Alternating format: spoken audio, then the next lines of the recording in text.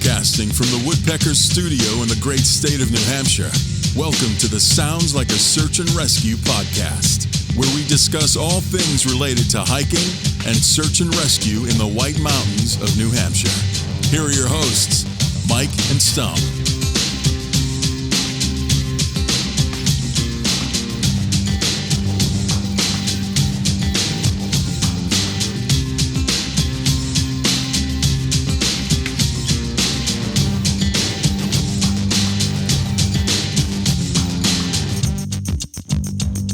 Hey Stomp, I'm just dropping in for a quick little intro here. How you doing? Good, man.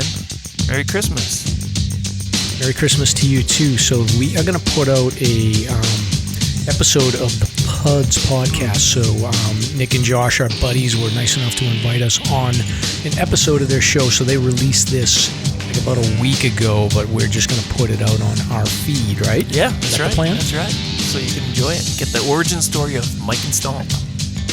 Yeah, that's right. That's right. So I don't think we've ever covered like some of the stuff that we covered on this, like the really a little bit more detail about how we met and about the Woodpecker Studio and some other fun stuff. And Nick and Josh are great guys to hang out with. So good time. Hope you enjoy it. And then when are we going to be back? On January 10th, right? The 9th or 10th, yes. Yeah, that Friday. The week after. Merry Christmas, Happy New Year. Merry Christmas, Happy New Year. See you soon.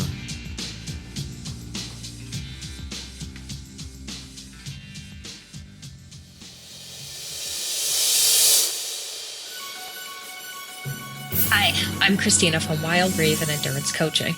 I work with athletes of all levels, from hikers to triathletes, helping you reach your goals with personalized guidance. With years of experience hiking, mountain biking, and trail running across New England, I also have a deep knowledge of the New Hampshire 4,000 footers and the surrounding trails. Whether you're a beginner hiker or a seasoned athlete, I'll guide you towards your goals, reducing injury risk and improving your performance through smart, tailored coaching. Are you looking to transition from hiking to mountain running? I'm here to make that journey easier too. My approach combines strength training, mindfulness, and life balance on and off the trail. Let me help you find more joy in your sport while getting stronger and healthier along the way. Visit www.coaching.christinafolsick.com and start your adventure today.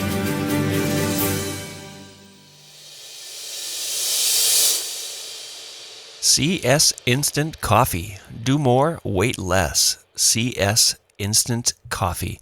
You can find them on the web at csinstant.coffee.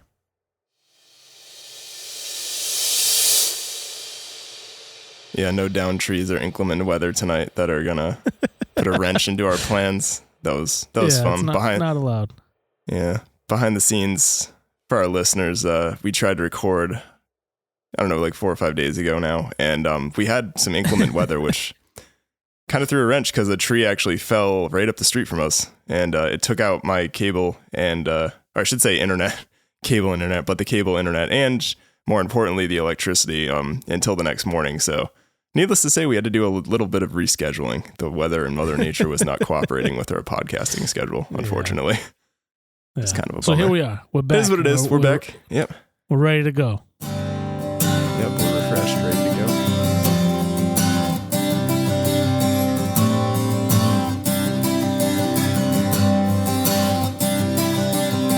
Hi, I'm Nick.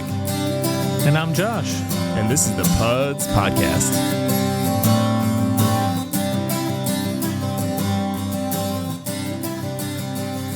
What's up, man? Nothing much, dude. Just getting back and settling in back on the East Coast. I was in Las Vegas for a big tech conference, Amazon Web Services reInvent. So it's good to be back on the East Coast. Good to have some humidity in my life again. It was very, very dry out there. It was really digging the Impact Botanicals hand repair cream. It works really well if you have dry hands. So, shameless plug. I'm going to honest shout out on that one. I used it. Yeah. Shameless plug. Yeah, but it worked very well out there. Went into that sphere thing and saw a show. So that was cool. And kind of recapping back to sort of after Thanksgiving, before I left, I got out for a couple hikes around Jamestown and Newport in Rhode Island with Ryland. So that was cool. We went over to Beavertail and Satchwest Point Wildlife Refuge. So really cool local Yeah, little hikes nice. if you're in the area and wanted to get by the ocean and the seaside. So we had a lot of fun. Nice. What's up with you, dude? Not much, man. I feel like that Las Vegas dome is like been like a huge pop culture thing. So Oh, the that's kind sphere. of cool that you get to see that. Yeah, that sphere. Yeah. Yeah, That's so really it was. cool that you get to see that. And maybe some people saw through my my Instagram stories, but and I think I did one post. But so that sphere thing too, it's basically like I would describe it as an IMAX theater on steroids inside. Was really neat. I don't know how tall it is. It's got to be like at least, I don't know, 300 feet tall, something like that. It's a good Huge. size. And the outside of it's completely covered with LEDs, and it has all different animations and stuff, like videos of like from like the Rockettes dancing to like every morning it basically The sunrise. lit up like a glowing ball of fire for like the sun. Yeah, it was kind of, from my hotel room, it was nice. You could actually see the sunrise every morning, and then the sphere was sort of out in the corner. So it was keeping me entertained when I was back in my room for limited periods of time. Yeah, it was, I think one of my favorite ones too was after the sun rose, it was this little yellow smiley, and then he'd like whip out a little cup of coffee and start sipping on it. So that was pretty funny. Yeah, that was pretty But yeah, sick, I didn't dude. know how big of a thing it is. Yeah, you got to share those pictures out some more for this episode. But yeah, that was cool. Yeah, I It will. is a big thing. Like, the social medias love the sphere. Yeah, I was just gonna say, unfortunately, I didn't get to see like a one of the rock shows there, because I know you two had a residency, I guess you would say, there for maybe like a year, and they have a film that was filmed there. I guess there's all special recording equipment they use for music and video to be able to like project it. But that actually wasn't until like one of the later nights, which I just couldn't do because we had a vendor thing, and then the Eagles were playing there on Friday night, but that's when I left, so I didn't catch that. But we did go see like their stock show that was called Postcard from Earth, which was really, really cool, and I recommend it. It was a little pricey, but considering like water was like $7 or $8 for like a 32 ounce thing of water, it really wasn't bad to pay like $90 or whatever for a ticket to go see a show. So it was pretty reasonable from that standpoint. But yeah, man, That's funny, dude. That's funny. Yeah, I got we took the family to first off to go see Santa's house over in Bristol. We're in full Christmas mode over here, so yeah, we're here.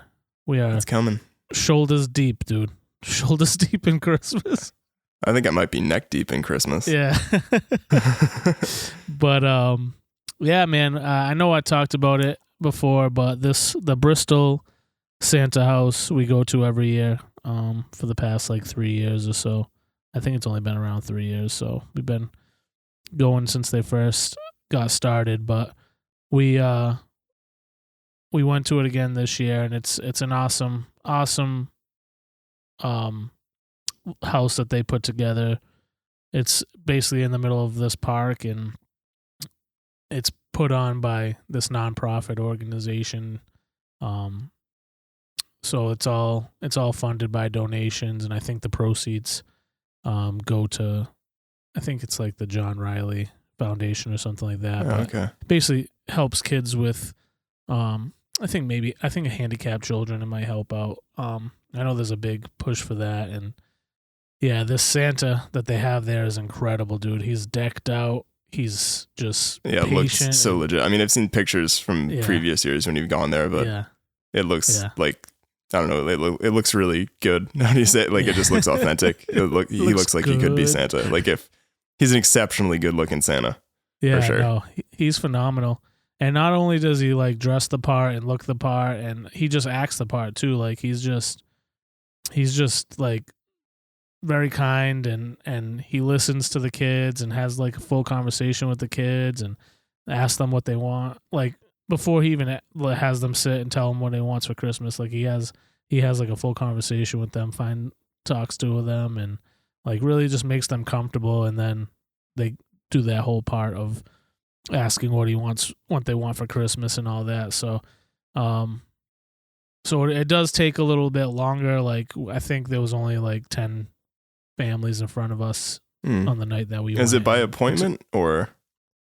Yeah, they I'll throw do appointments. I'll throw a link to this in the show notes too, if there's anybody in the area that wants to check it out. Yeah, they do appointments, but they filled up pretty quick. So, we had to go to when there was like walk-ins available, and Yeah, there was like 10 families ahead of us, but it took us like an hour and a half to get in there to see Santa. So, but yeah, it's worth it because once you get in there, it's a magical, well decorated interior, and that Santa's great. He takes his time with the kids. There's no rush, and then people in there will take the pictures. They take the pictures of you and your family if you provide them your phone or whatever, and it's like the best thing you could do for free. I see all these people going to malls and Bass Pro Shop and all these places to take pictures with Santa and pay to take these pictures, and they're like terrible. Like this is the best like Santa experience you could have, and it's free, so I highly recommend it. Yeah, it's pretty neat, man. You'll have to check it out at some point. Yeah, so we did that, and they do the Bristol Christmas Festival every year, which is really cool. So that was this past weekend. So we checked that out, and we do it every year. There's a bunch of different vendors. They got a bunch of different food, and we make our own wreath there every year, which is an absolute steal because it's like $15 for the wreath. And that's cheap. I feel like nowadays it's like $30-$40 for a good wreath. I didn't realize it until we went to a tree farm like later, and I'm like, wow, we like make out every year. It's like $15. There's all kinds of stuff you can decorate it with, and then we just hang it up every year. So yeah, they have all kinds of stuff like that, stuff for the kids, like food, mulled wine, stuff like that, like different vendors and different people selling like their crafts and things. So yeah, it's really fun. It's really cool. Oh, man. So check it out. Bristol Christmas Festival, Bristol Santa House, all cool stuff. Yeah, we'll link them in case you want to check them out. And on the topic, we did go get our Christmas tree over the weekend, like Saturday after I got back. So that was a lot of fun. That was a lot of fun. Yeah, shout out to J&L awesome. Landscaping in Seekonk. It seems like they have more affordable prices. Like, because I remember I mentioned to you that it was like $60 for our tree, and you're like, wow, it was only $60, which I still think is crazy. Expensive. But I know some like the other farm we used to go to in Swansea, which I won't shout out because I do enjoy them, but like their Christmas tree prices were like price gouging. But I want to say like the same height tree that was more, or I guess less full or whatever. I feel like the last year we got there was like almost $90, and at that point I was like, yeah. I'm usually throwing the guy like $20 for fresh cuts or something too because it's Christmas, and we got my mom's tree too. I just throw them in the back of our truck and we drive over there. So, but yeah, man, it was good to get that done. Feeling Christmassy, looking Christmassy down here. I got a fake tree in the studio, in Black Cat Studio. So I know you got the two trees going. You got two trees going. You're crushing it, dude. We're dual treeing. That's why I said I'm neck deep in Christmas right now. You are neck deep. So before we move on to the next music moment, I did have a little bit of hiking related news. And unfortunately, I feel like we had, I guess, some bad news on the last podcast too, sort of an intro in regards to hiking. But there's been a hiker lost in the Adirondacks. And as of a few days ago, they actually changed it into a sort of limited continuous search, and they shifted it to a recovery. So I guess there was a French-Canadian hiker, Leo Dufour, only 22 years old. So that's super sad. He had been lost since December 1st. I guess his father reported him missing when he was overdue around 2:30 a.m. on the 1st. I guess he originally signed into the Mount Adams trailhead on Friday, November 29th, so the Friday right after Thanksgiving. He was looking to do a solo single-day trip out to Mount Allen, which is one of the longest hikes mileage-wise in terms of the Adirondack 46 high peaks. It's about 18 miles round trip, I believe. And part of it is a more or less like a bushwhack. It's probably following herd paths. I haven't been out there myself yet. It's one of those ones that I still got to get to that I'm not particularly probably looking forward to because I don't think it's really got views. But super unfortunate situation. I think they recovered like a water bottle around 3,500 feet, but didn't really see much of them. And I guess they just can't find them. And I mean, it kind of just shows to how big that wilderness is out there and how remote some of those places are in the Adirondack Park. So our thoughts are with his family. And again, tough time of year for something like this to happen. I mean, you never know, but at this point, again, like it's a recovery for someone to be out there that long and not find them it's pretty bleak to say the least. And it sounds like he was prepared. He was experienced. Sometimes things go wrong, but hopefully they can recover at some point and get him home, to say the least. But it's a sad situation. So. Yeah. Let's hope so. It's kind of crazy, but can always hold out hope. Yep. Agreed. All right. You want to get into the... I can't say Nick's music moment tonight. You want to get into the Nick's music moment? I'd love to.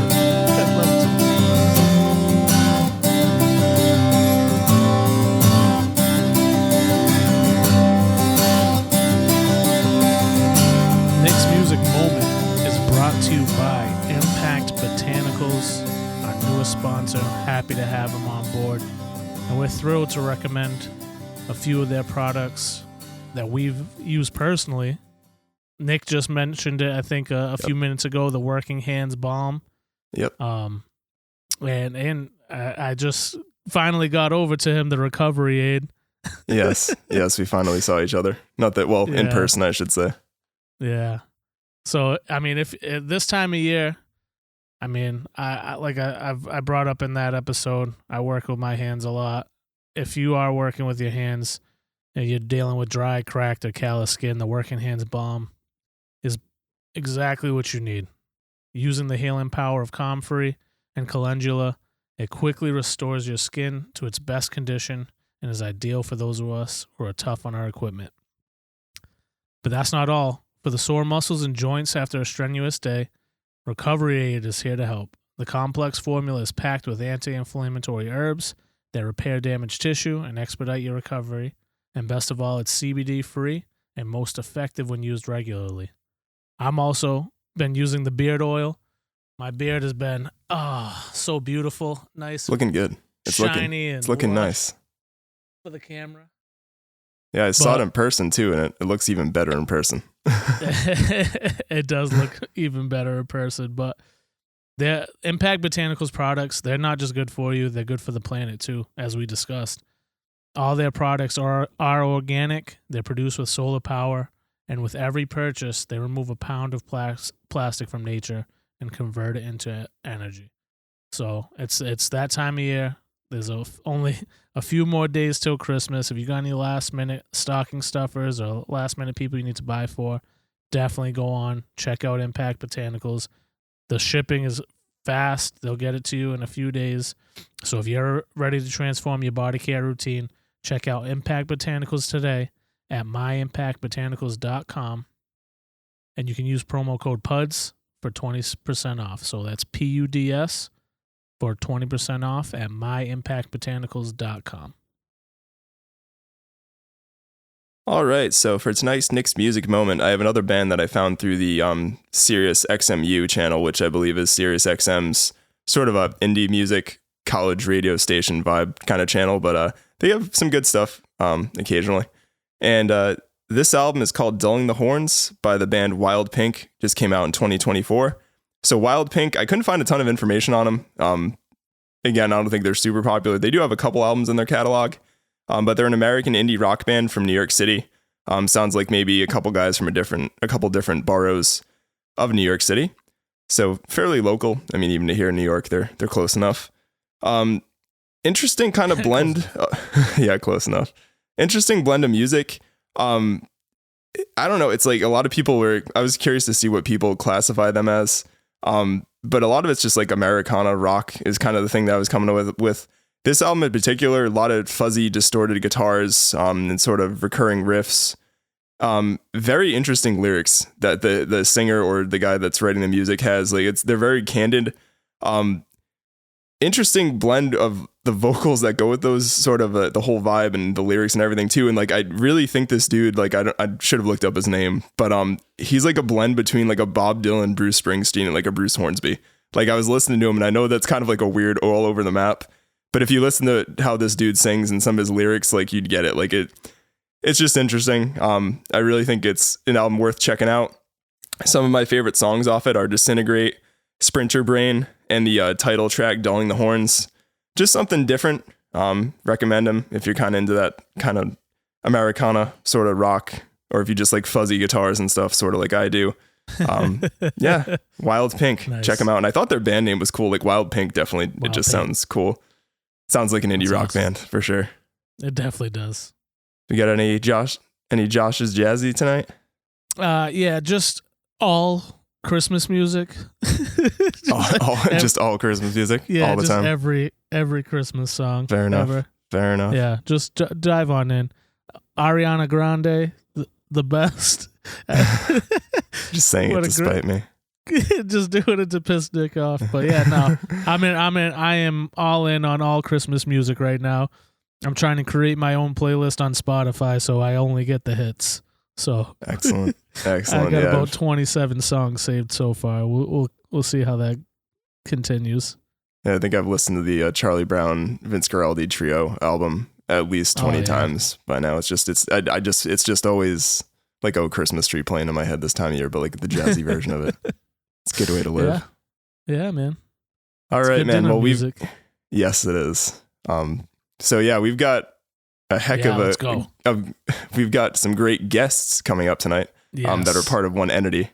And I realized too, where sometimes we delay saying who's on, that people are definitely already aware of who's on because they clicked on the episode if they're listening to this, unless maybe they click on it and like close their eyes or something. Yeah. But yeah, so I'm excited to talk to these guys, and let's get into it. Me too. Let's do it.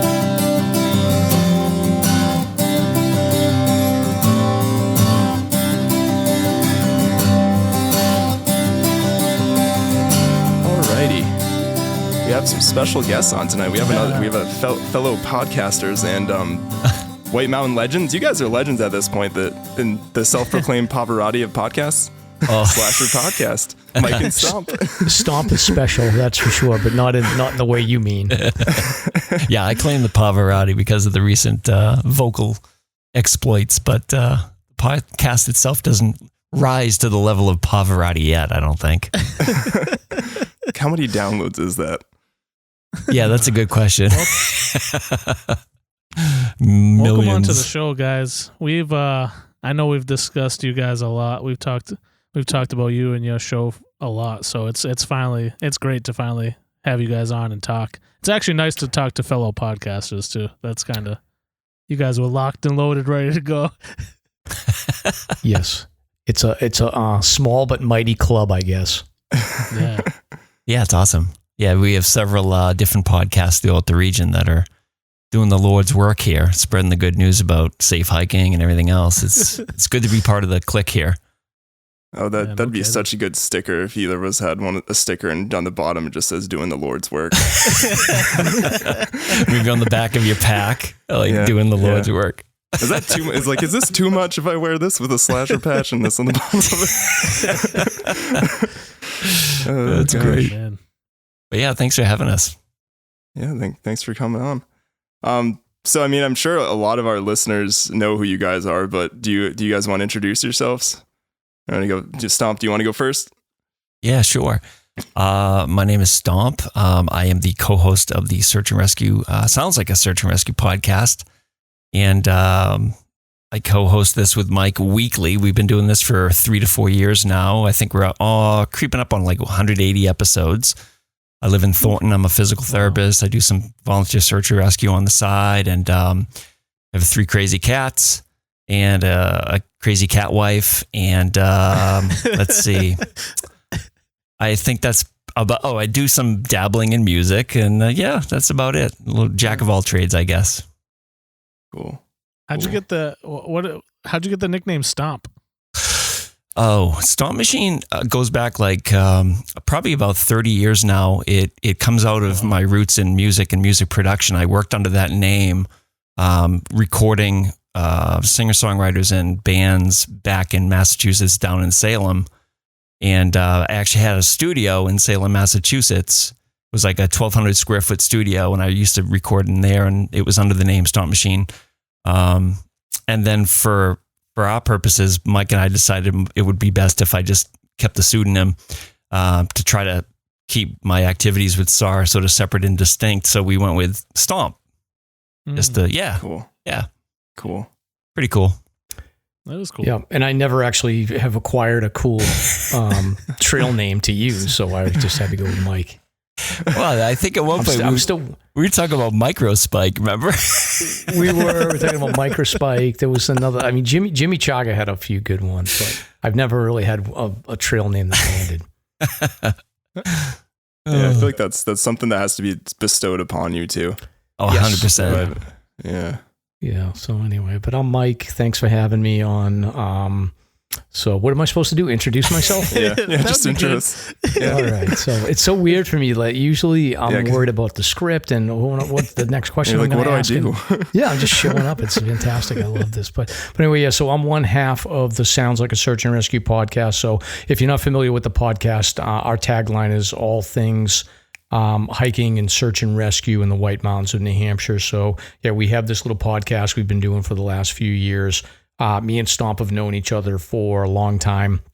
We'll probably talk about how we met later, but we've been, hiking friends, and we had a little crew of friends that got together to do hiking over the years. And at some point, I always had a long commute, and I live in Amesbury, Mass. I work in Cambridge, so typically an hour and a half to 2 hour commute one way was not unusual for me, especially going home. So I listened to a lot of talk radio over the years, and I've went through phases. I've always been a Howard Stern fan. I've always sort of been into sports radio, got into political talk a little bit over the years, back and forth, but mostly just like sort of talk radio, general sports stuff. And I always thought that like it would be cool to have a podcast that focused on information about the White Mountains and hiking. And I always had an interest in search and rescue. So, there wasn't really anything out there. There was a couple of podcasts like that. The guy, Kyle Hates Hiking, he had Trail Tales, but I think that was a little bit like his schedule's a little, it's not consistent, so you never knew when things were coming out. So we had talked about just putting this podcast together, and yeah, we talked about it for probably 2 years, and then finally with COVID, we got it together, recorded a couple of shows. It was horrible. You guys probably know the deal. You do your first show, you don't have any timing.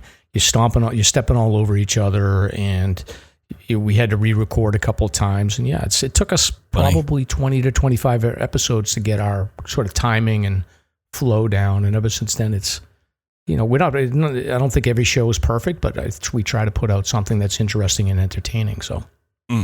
Yeah. I mean, I think you guys are definitely succeeding with that, to say the least, but I definitely get what you mean too, where it's like, it feels weird at first. Like even I'll say too, we're still we're not as used to it as you guys, but getting guests that we haven't met in person before and then kind of meeting them over video. Like I feel like that's a whole vibe too, as well, where it's been super easy with some people. And so, not that we've had any bad guests, but the conversation flows easier sometimes with certain individuals than it does with other people. Like we found. Sure. Have you guys had like in-person guests? Cause that's a whole other world too.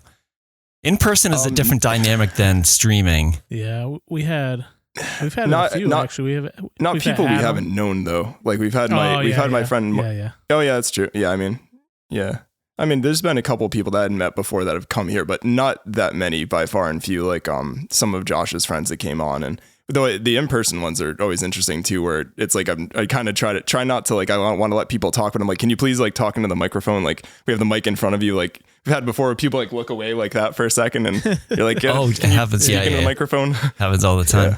Yeah, it's sort of crazy because I've had some, either they could be axe murderers or just really nice hikers. You just never know.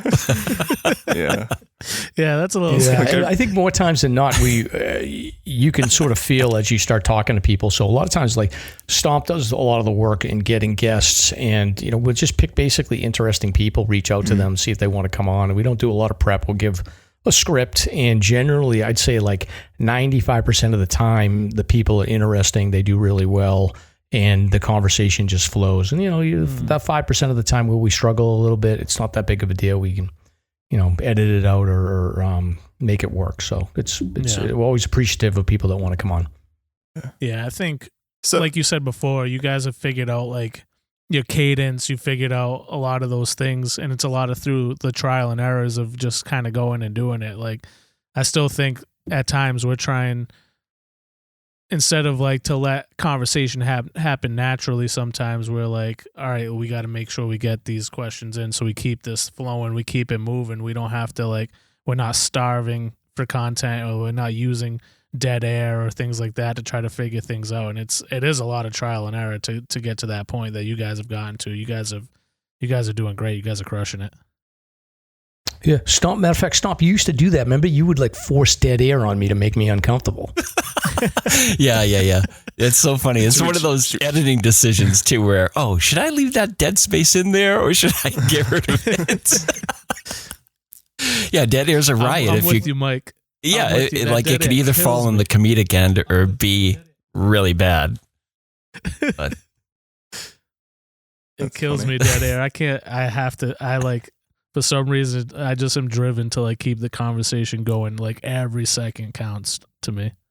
Well, I feel like a lot of times, like typically when we do an intro, like I know Josh is just going to jump in before I do because I'll just sit there and it's funny to watch you. Like, I'm like, I wonder how long is he going to wait before he says something to break up the silence? And usually it's something mundane. Like you're talking about like, oh, I'm wearing this fuzzy, comfy hoodie or something. I'm like, so how do you guys divide up the chore of putting out a podcast? Like all the details in the background. Oh, you flipping the script, flipping the script on us now. So it's funny too. So like a little bit, like I had some background at least in being able to mix music, nothing like Stomp producing music professionally, but tinkering by myself. So we had microphones and all this stuff, and it was a similar back and forth to cut it short. Where Josh was like, "Oh, we should do a podcast." But generally I feel like I do pretty much all the mixing, editing. Josh is starting to throw together some YouTube videos that we throw up now that we've been recording it through StreamYard. And I feel like it's kind of a mix of, in terms of I feel like we sort of found our way eventually to become more of a hiking podcast, probably because that's kind of one of my bigger hobbies and everything that I like and I'm pretty passionate about. But we definitely have like, that's kind of where our slogan comes from, of like, everything you talk about while hiking, and sort of a podcast about hiking, to give us that free reign of like, we can have random topics. Like we did like the Apple Music top 100 albums or whatever kind of episode where Josh had ideas for that. So I think it's a mix of like guests or maybe people I know that we've had, and then some topics that like we both find interesting. And I think we both have gotten better too at, like, I feel like we used to not use notes at all, and we're kind of in the field after. I think it was kind of really after I probably went on the podcast on Slasher that time, and I saw sort of how Mike had a script, and I'm like, I feel like it could be helpful to just throw notes down every once in a while, especially if we're talking about, like, I was doing like the trip to Joshua Tree, stuff like that. I'm like, there's no way I could just recite all that off the top of my head, or it's going to sound rambly. So we try to organize a little bit, but I guess that's sort of how things are arranged in terms of how we put these out. Yeah. What Nick's trying to say is he does all the work and I just show up and talk. No, you do work. Yeah. That's too funny. Yeah. That's too funny. Yeah, so it's been a lot of fun for us. Like, this was not like you said before, Mike, you guys kind of had a general idea of what you guys wanted to do. When we were starting this podcast, we kind of just were like, let's sit down in front of these mics and let's just have a conversation and see what happens and see if there's anything interesting that comes out of it. And we just did it. We just kept doing it until we kind of like found the groove that we're in now, which has been great. And yeah, it's still a lot of learning as we go along and seeing what works, what doesn't, and what resonates with people and what doesn't. So no, it's been great. And for you guys kind of started as like what were you guys, like a Facebook page, or was the Slasher like a Facebook page before you guys? Which I had nothing to do with. I mean, I figured we touch upon that. Yeah. So our origin story, essentially, Stomp and I had been friends. We met through a message board for rideshare for the Mount Washington Road Race. And we had become friends. I think we ran, it was either the 2011 or 2013 Mount Washington Road Race, one of those years. And I was not a hiker at that time, and I don't think Stomp was. I mean, Stomp had more hiking interest, but he wasn't. Yeah, it was dormant. Yeah. It was dormant. So anyway, we became friends through the Mount Washington Road Race. And I think we did like 2 or 3 races.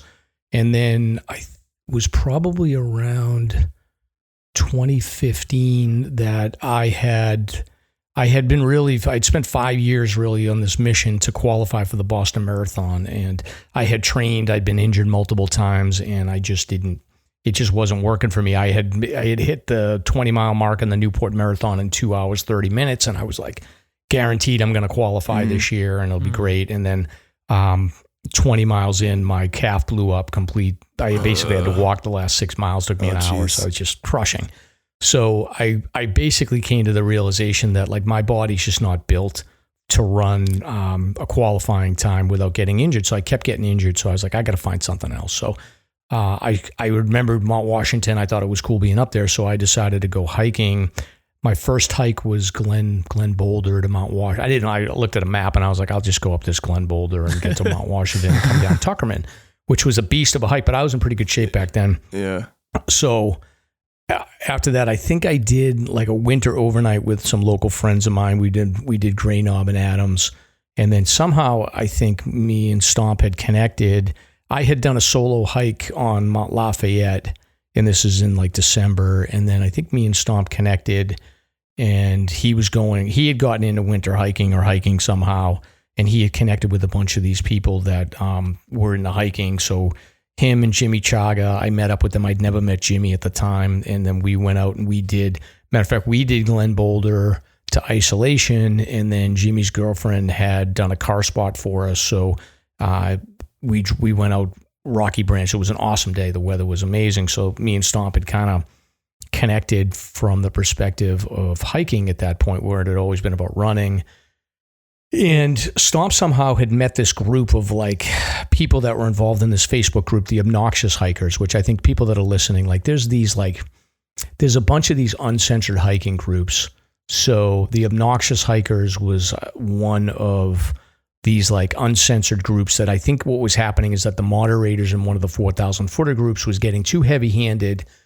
And what ends up happening is when you have a heavy handed moderator, they will suspend people or kick them out. So then people created this group called the Obnoxious Hikers, and somehow Stomp was involved in this group. And then, as happens in these groups, the Obnoxious Hikers, I think there was some conflict amongst the members, and it was all about hiking basically, but like there was still like a lot of like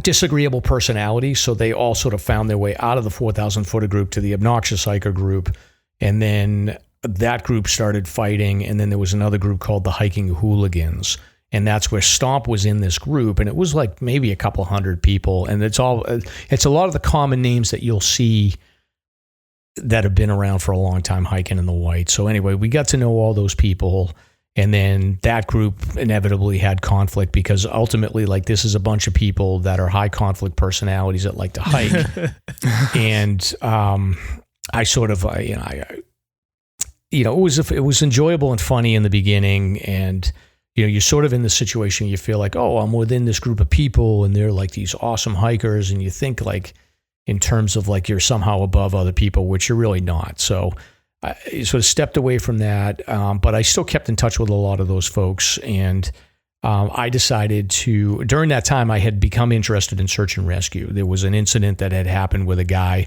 from my town who had been hiking with his sons. He had got split up from his sons on Mount Washington and had got lost on the Jewel Trail. And the news article that came out about that incident was that this person had been abandoned on the trail by his sons, and he had almost died. Basically, he had hypothermia, and they rescued him and found him. So I was always fascinated about search and rescue because of that. I was like, that's the craziest story ever, that your sons would leave you on a mountain to die.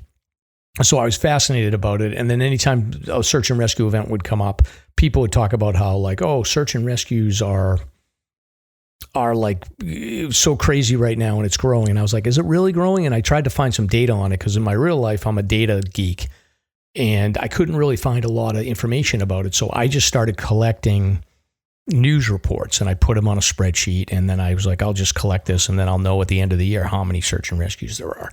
So eventually I decided, I was like, I'm going to start. And we used to joke around. We'd be like, someone would post on one of the 4,000 footer groups and they'd say like, oh, I'm going to hike Mount Washington in January, but I've never hiked before. I'm going to go up Tuckerman. And we would joke around and say like, oh, it sounds like a search and rescue is going to happen. So I created this Facebook group called Sounds Like a Search and Rescue. And it was like, same group of people had sort of gravitated to it. But over time, I was kind of over the nonsense. And I was just more interested in using it as a place to sort of talk about search and rescue.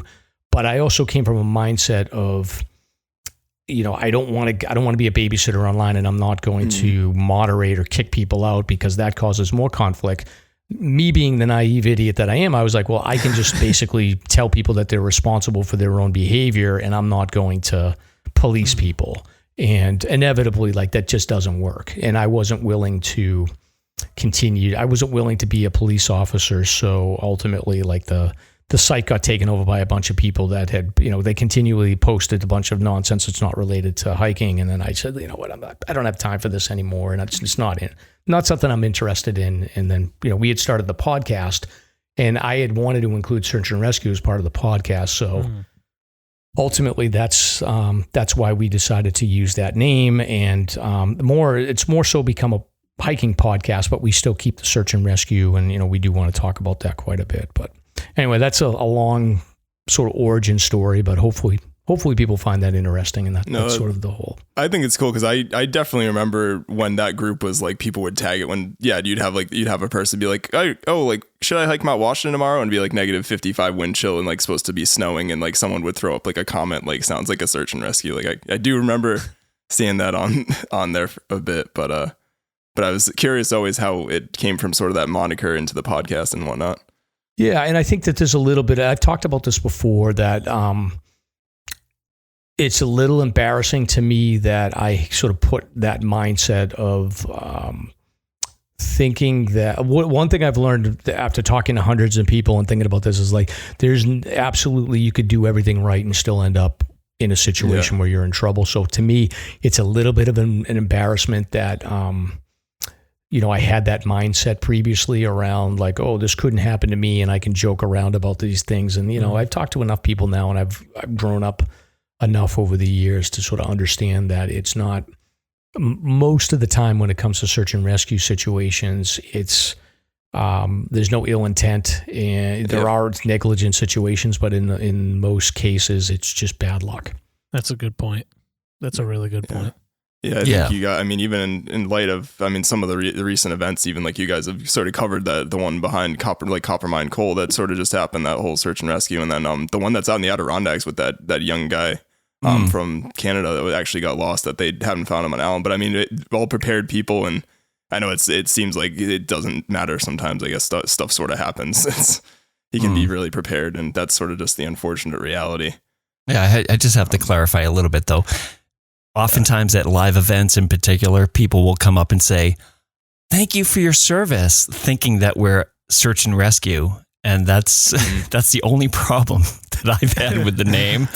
It's like, no. We're a hiking podcast, hike safe podcast, and we touch upon search and rescue in the sense that you don't want to end up here at this endpoint. So here's some pointers and whatever else. It's just sort of a funny little takeaway. Yeah, exactly. Like I'm a private citizen, not involved in search and rescue. And we try to remind people of that as much as we can. Oh yeah. You guys do a really great job though, highlighting the people that are in search and rescue. We talked about the live show obviously a little bit on our podcast that we joined you at Reckless, and when you talked just now about Mike, how you were into stats, I'm like, yeah, no kidding. This guy brought his own projector screen and everything to go over his stats. I was like, this is awesome. This guy came prepared. But it's that stuff. It's really cool that you have that. You took that kind of initiative to do that, and you highlight the people that were there that were part of search and rescue teams, and just to give them the kudos that they might not get every day. I thought that was really cool. Yeah, and I don't know, like, there's something about like an Excel spreadsheet to me that just is like, it's just magic. I just one of those people. Yes, I love it. No. It reminds me of the scene in Airplane where the pilot's telling his story to passengers on the plane and they all want to kill themselves. Do you remember those? It's one way or the other. You love it or you hate it. I find the trends and stuff that you display with those really interesting. Like there's always, I feel like, some sort of interesting thing you wouldn't expect. And it's always interesting too to hear the people from which states and whatnot, and sort of the age groups. I feel like it's something you might guess, but I found it really cool that you kind of go into all those sort of little shades and sort of trends and whatnot.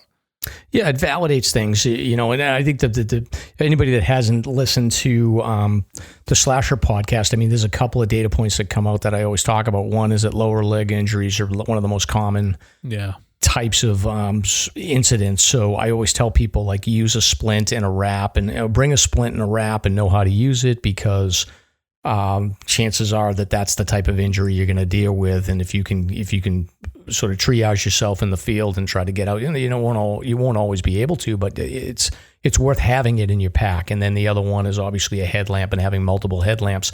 So many times people get in trouble without headlamps. Bring multiple headlamps so that you can hand one off to somebody if you run into them on trail. You'd be surprised at how many people just don't have the ability to time out when they're going to be returning to the car, and they get caught in the dark. So, and then the last big one for me is older men. If you're 50, 55 plus, hey, easy. Chances are, from a fatality perspective, eat healthy, but also from a fatality perspective, doesn't happen that often, but chances are it's going to be a heart attack or a stroke or some kind of medical issue for a 55-year-old or older men. So get heart checkups and make sure you're healthy. Or this is inside baseball, but the other day with Dave bushwhacking up to the Lost Pass, he had he's going to kill me for this, but he had a hip adductor. So that's the muscle on the inner side of your thigh. Oh. So no. I come around a bend and I look at Dave, and he's literally doing like a half squat, like with his left leg way out 90 degrees to the left. I'm like, are you all right? Oh man, that's awkward to come around a corner too. Sorry, Dave. In the middle of nowhere. It's like, wait, what's going on?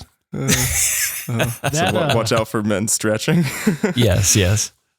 But unfortunately, that lower leg injury advice though is like that's huge, because I would imagine rolled ankle is probably like got to be towards the top of like injuries. Anybody, yeah. I mean, anyone that hikes that knows this sort of, some crazy people wear boots in the summer, but most people wear like trail runners, and you'll be going along and having a great day, and all of a sudden, like out of nowhere, like you're not paying attention, and you just like twist your ankle, and then it's that moment that's like that 10-second moment where you're like, all right, is this just a little tweak? Like how bad is it? The sharp twinge. All had that. Yep. So with the podcast, I know like you talked a little bit about the origins and how you guys met, but how did the conversation start back and forth that you guys actually wanted to start a podcast? Like, was it sort of a joke thing, like with me and Josh, where you're like, we should start a podcast, and then you kind of start thinking about it, and how did it happen? So it was at the Woodpecker restaurant. Right. Circa, what year was that? Basically. I mean, it had to be, we started recording in 2021. So you're saying like 2019, we started chatting about this before COVID. Something like that. Yeah. Yeah. Yeah. I think we had hiked Tecumseh, right? Cause I had done that. It was that day I did Moosalak. So I had hiked Mount Moosalak the morning, and it had snowed that day. It was like August 29th. And there was a through hiker that came through, and I had to give him my jacket because they came over the moose, and it had snowed on them, and they had nothing. And then I met Stomp that I went to Black Mountain Burger, and then I met Stomp, and we hiked Tecumseh, and then we went to Woodpecker Restaurant. That's where Mrs. Stomp was working at the time. So Stomp was drinking Mai Tais. I think I probably had a beer or something. Or maybe I probably wasn't drinking at that time. I was probably had a Sprite. And we just talked it out, and then nothing happened for 2 years, Stomp? Yeah. That's when COVID kicked in. He kept talking about it, and Stomp would nudge me. And then I would like build the script, and I had a script sitting in my Google Doc for like a year. And he would nudge me, and then finally, we did it. And I remember hitting record, and then I remember we both just started talking at each other, and then I was like, I'll stop, and he's like, I'll stop, and we just went like talking. It was horrendous. And then when I listened to it, I was like, we cannot release this. This is horrible. We have to record again. Yeah, it's funny. So the Woodpecker Studio was named after Woodpeckers, which is now Bergie Seafood at the corner of 175 and Route 49 in Campton. Okay. And Mrs. Stomp and I went in there recently just to get some seafood, and it's like really great fresh stuff, but it's like just ghosts of the old building. And it was a nice place to hang out and get food and chat after hikes. I mean, I remember many times just hanging out with hikers like Jimmy Chaga and Casey and many others after the fact. So that became sort of the joke about, the Woodpecker Studio. Like there is no Woodpecker Studio. It's just, It's funny. Yeah, and I had actually got that. I think I had come up with that idea. I think you were kind of like, what? So I had listened to some other podcast, and there was this podcast that I listened to about Disney World. And they were like, it was like, it's 4 gay guys that just talk about Disney World. And it's like it was the most entertaining podcast you could imagine. I don't know why, but they did it out of this guy's house, but they called the studio, they named the studio after one of the co-hosts that had died. And I was like, that's such a cool, and I didn't realize I thought they were really in a studio, but then I saw it on video and I was like, oh, they're just in their house. Yeah, so I was like, we have to name the studio so that it projects this idea that we're like a professional organization. And Stomp, I think, bigger people than have ever, reached out and been like, oh, can we record in your studio or something? Well, that's funny because whenever guests come over, I think they're anticipating this, like, RKO, Rockefeller Center type of studio, and they come into, which was previously the basement. Now they're just upstairs. So it is really funny. Yeah. Now they got cats crawling all over the place. It's all a facade. If you're a cat person, it's fantastic. I've enjoyed it so far. But yeah, definite cats. Yeah. We're looking to give away 3 if you need Black any. Cat Studio's not much different. Yeah, we just came up with that moniker because I have 2 black cats, and frequently one of them would be in here when we were actually first recording in person. Usually the older one, for some reason, she likes to be in the room when we'd be on, but inevitably she'd come up to me and start clawing my lap because she wanted to get out, and then you got to let her out, and it was like a whole thing. So that's where the Black Cat Studios came from. Yeah, that's awesome. When did it kind of hit you guys that oh, we are people are actually tuning in and listening to us on a weekly basis?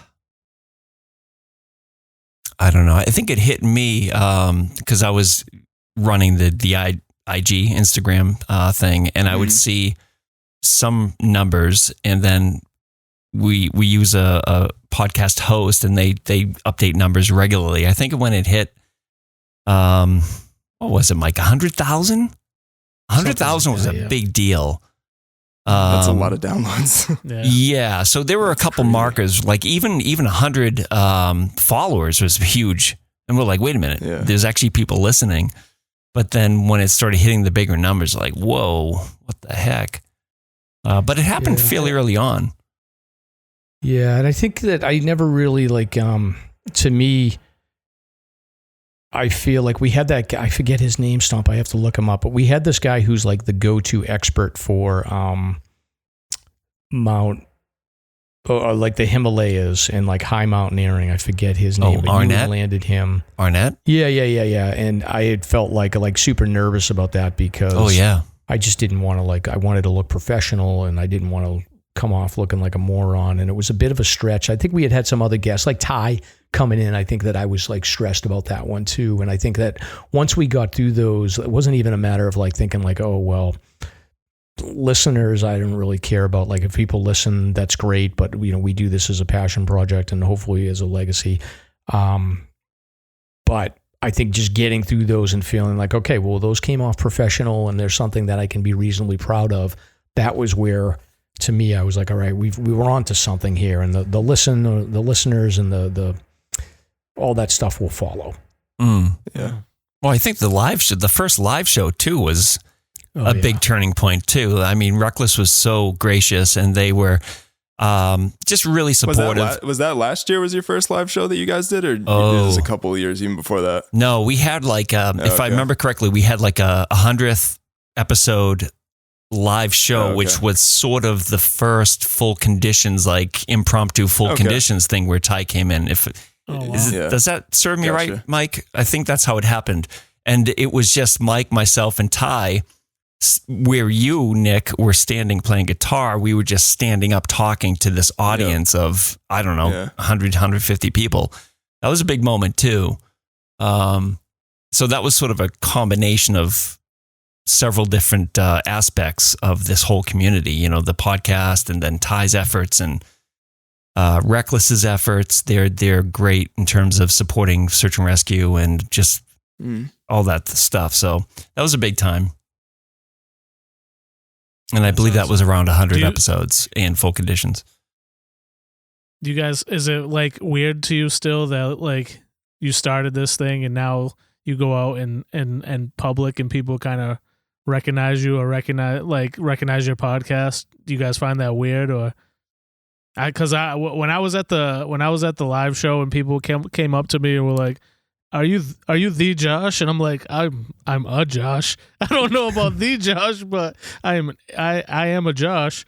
But it was cool to meet people that like appreciated what we do and the conversation that we have and are being entertained by the things that we're doing. Like, do you guys still, because you've been doing it for longer than we have, much longer than we have, and you guys are very successful. Is it still something that you're like, wow, this is kind of cool? I think, yeah, I mean, it's always nice to be appreciated and meet people, but I think for me, like, I just think of like the times where I've actually run into people that connected through the show. Like I think of like, you guys have become friends, and I've gone hiking with Nick so many times now. And like the funniest thing I sort of think of is like Nick and I have this friend, Steve from the Cape. His Instagram is Steve Eats Shit. And I'll never forget like getting out of my car and I was doing a solo hike on the Carters, and I knew it was going to be a beast of a hike. I mean, that is in the winter, the Carters are like, for people that grid even, like they'll talk about it and they'll say like, the middle and South Carter, especially if you put Carter Dome in there, it's a beast of a hike. And I was going solo and I knew that it was going to be like, I think we had to break trail, and I pull up in the parking lot and Steve is there and he looks over to me and he's like, "Are you Mike?" And I was like, "Oh, yeah, I'm Mike from from the Slasher Podcast." And he's like, "Oh, I listen to the show." And I was like, "All right, well, what are you doing?" And he's doing the same route as me, so we decided to just hike together. And I sort of joked with him, and I was like, "Well, you're not a serial killer, are you?" And we even joke now, like we've hiked so many times since then. And I always joke with him and I go like, "Oh, you're sure you're not a serial killer?" And he's like, "I'm playing the long game." Like Nick knows, like Steve is just like the funniest guy. And I can't tell you how many times that between him and Peter and Jake and Dave and all the crew from Alzheimer's and the crew from Emily's Hike and everybody, like that's to me is what's awesome. Is I was always a solo hiker. Every once in a while, like Stomp would come along, or like Jamie or Casey or whatever, but for the most part I was always a solo hiker. And through getting to know people, that's where I've learned to become like a more social person and enjoy hiking in groups. So to me, that's the bigger deal than like somebody randomly recognizing it. That's kind of cool though, especially when my daughter's around with me. I love that. I love being like, "See, somebody listens to the show." So. Yeah, that is cool. I don't know. You started the podcast. So I don't run into. Oop. Yes, exactly. Well, that's the thing.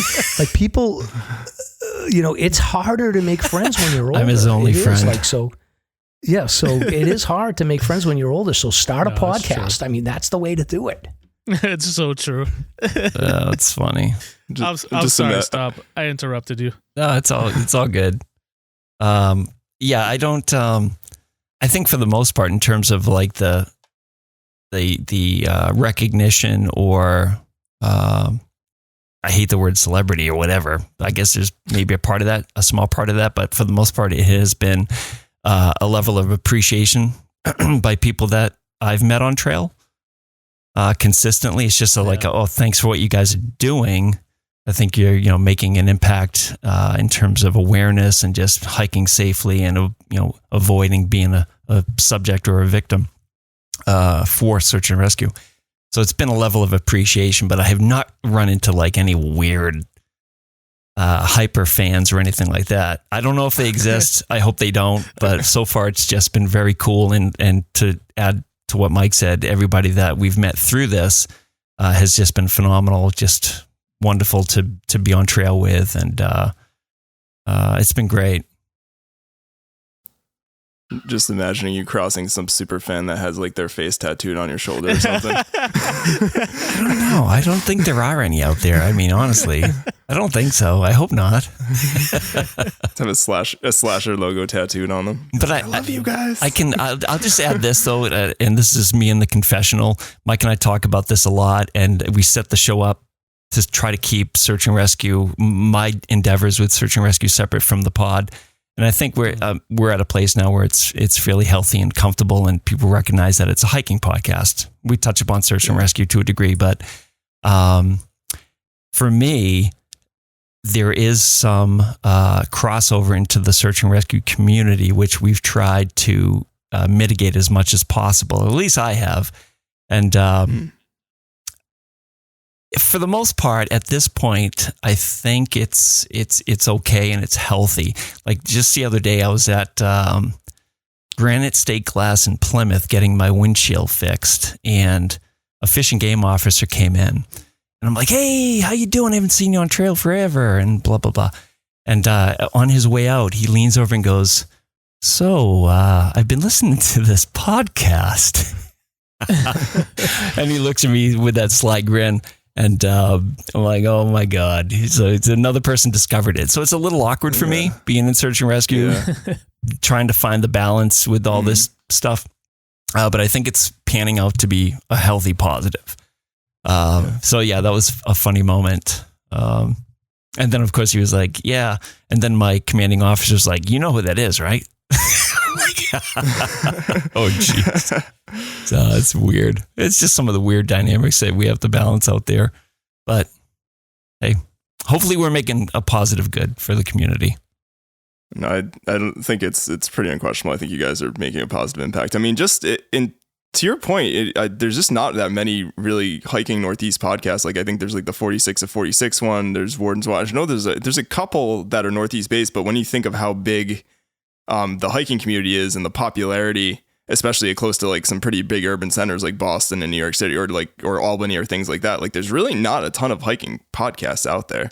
So I think it's cool, like especially when you guys get into things like I remember like I think one of the first episodes I saw with you guys when I started listening was like you did like a winter gear review, and I'm like that's so cool, especially as someone that's getting newer. I was getting newer into hiking at winter at that time, and it's like it's a pretty niche topic. And it was cool that you guys, or to see someone, I'm like, oh, like there's people who actually are talking about this and know what they're talking about and stuff. I think you have to separate it though. There's the podcast community, which is strictly audio, but then there's a really vibrant video community out there on different platforms, but namely YouTube, and their numbers are exploding. So what we're doing in terms of audio only is a whole separate niche with different numbers and dynamics. Yeah, that's a valid point. There are a ton. I mean, I know a couple different YouTubers, like when I first started really getting into hiking the Whites, where like I'd be looking up videos of certain hikes or whatever to sort of get, I guess, the vibe of like what I was kind of getting myself into. But I think you guys do a great job at, again, you're saying towing that line sort of deal, but also really promoting good hiking practices and safety and stuff. And it's like, it's one of those things where I like to bring it, not to bring it back to Facebook, but you'll see like a new hiker on those Facebook groups. And I feel like it is tough sometimes to go online for people, because sometimes people sort of get shredded as being like stupid and you're just new and maybe you're trying to ask a general question. It's nice to have a podcast where you can just throw it on. Like these guys are just kind of hashing out topics about this, and you don't have to like it. To me, it's just a different way that's really accepting and very accessible to people to kind of get information on hiking in the Whites. Because I feel like it can be intense sometimes on the socials, to say the least. Yeah. I think the YouTube thing is cutthroat too. I think that's a hard task. I think audio is a hell of a lot easier. Maybe not. The video stuff, you almost have to like keep feeding the beast. It's not enough just to do like one or a couple videos. You got to keep that beast fed. 100%. Plus, we have a face for podcasting too. That's what we say. Oh man, if people knew how handsome we were, Mike, holy shit! Oops, sorry, is this PG-13? No, you're good. You're good. Yeah. YouTube stuff. I mean, I talk about it a little bit on here sometimes, but I do some like videos and stuff. But it does seem like it also seems totally random what people find interesting sometimes. Where I think a lot of it's taglines between like the most terrifying hike up, blah blah blah, and that like when I'm sure it carries into even podcast videos too, where it's like you need sort of that dramatic, clickable headline that's going to get someone into the episode for the first time if they're displaying it. But like you said, very cutthroat, I think is a good word as like I see it. Yeah. It's interesting. I mean, it's the numbers game. It's the click game. I for the most part, I don't think slashers fallen into the trap of like number seeking. I speaking for myself and probably for Mike as well, I think it's just like, it's the labor of love. It's great to see it being recognized and listened to, which is super cool. Recently we were just monetized, which is bizarro. That's bizarro world. Ooh, congratulations. Yeah. Oh, sick. Yeah. Well, congrats. yeah, it's like a congratulations and condolences too, because people, nobody wants to listen to an ad, but it does support what we're doing. And it's interesting, but it's a mark of progress and progression, I suppose. But and it's part of the whole podcast culture. But it's weird. I don't know. Yeah, it's like we're not trying to make a. How does that work too? Like, is it that just No. No. Absolutely not. Yeah. Is it the distributor that ends up monetizing that, or how does that? Not to get too into the weeds on it, but how does that work? Did they just like send you get an email from somebody and they're like, "Hey, we're monetizing you guys now," or? Mike might know better than I, but I would assume that it's a very complicated contractual process between multiple hosts, and it jumps outside of our host, and it seems to be standardized between multiple hosts at this point. Okay, so they take our file and who knows? It's weird. Yeah, they just insert some random ads in the front and the end of it. So, and it's funny, but like I don't think we need necessarily money, but then every time, like we'll have to buy equipment, and Stomp will buy something, and then I'll always be like, well, that'll be the end of it, and then we got to buy stickers, and we got to buy patches or whatever, and it's like a never-ending type of thing. So having a little bit of money, so it's feeding itself in the bank is helpful. Yeah, that's essentially what it's doing. It's keeping it afloat. Yeah. Do you feel like but it's Mrs. Stomp pressure to keep it fresh? Mrs. Stomp wants to see some cash rolling in. She's like, if I'm going to lose every Thursday night, you got to make some money. She's like, when are you guys going to start making money? Do you really need that studio room up there? Yeah, right. Sorry to interrupt you. That's funny. No, it was all right. I guess that was my question. Is just, I think there's. Do you guys feel like a little added pressure now that there is some monetization happening? You feel like you have to keep it fresh, and like you're working for the man now? I don't know. Like, I feel like we did have a period where, so definitely, I mean, there's no pressure on the money piece of it, but like there was a period where I feel like, we ran out of ideas, but like what ends up happening is, like me and Stomp will sit down. Like I feel like Stomp will sit down over a weekend and he'll just crunch out like, I'm going to bang out ideas for the next 10, 15 episodes. And then I'll end up filling in the holes with like a history segment, or like I read a lot of the Appalachia journals from like the 1900s and like history books. And then Stomp knows a bunch of cool people. So it's sort of, I don't know, creatively, I never really did anything creatively. I feel like in a band situation, like you guys probably, Nick and Stomp, you know more about this, but I feel like there's conflicts, but I never really had any conflicts with Stomp. It's just, just works. It's a nice balance. And he's got like the guest ideas, and then I'll fill in the holes with like history segments or like hiking topics or whatever. And then Stomp will come up with some good safety topics. So it's, I don't know, we just haven't had any problem finding ideas. And I actually enjoy just you and I just chewing the fat, as opposed to even having guests. It's super cool and chill. Yeah, we haven't done that in a while. We're doing that on Wednesday night, which would be nice. Yeah, it must be just way easier from that standpoint too, because you're like just showing up and you guys know each other so well, and you podcasted so many episodes. It must just be like, oh yeah, we'll just go on and bang this one out. We don't have to worry about a flow or anything like that. Yeah, and like most of the guests are fine and they fit right in, and you always worry about that. The hardest part would be the logistics, the internet. We've had some funny guests where they're walking around outside in 20-degree weather with their cell phone talking to us, and they jump in their car to warm up, and they're like, I'm going to disconnect and drive to my mom's and reconnect, and I'll see you guys in a little while. It's just funny stuff like that. Yeah. Or like you guys, like the tree falls down and you guys lose power. Yeah, we mentioned at the beginning of this episode, but I literally lost power when we were supposed to originally record this. So that was a fun thing. Yeah, it is interesting. We're even to throw it to like one of our guests we had on didn't have great internet, and I realized that getting their audio file from StreamYard that they actually X'd out of it, and it was like 20% uploaded. Luckily, StreamYard's smart enough where it'll actually, you can go to a page and it like he was doing it on his phone, and it'll just basically, it's intelligent, it finds it on your device and uploads it. But it's still, even then, it just took a while because the internet wherever they were, like in Western New Hampshire, just was not fantastic. But I was like really like, oh man, I hope we can get this file back, because that was like 2 hours, and it'd be really awkward to have to be like, hey, so I should have told you to stay in this window until it was uploaded.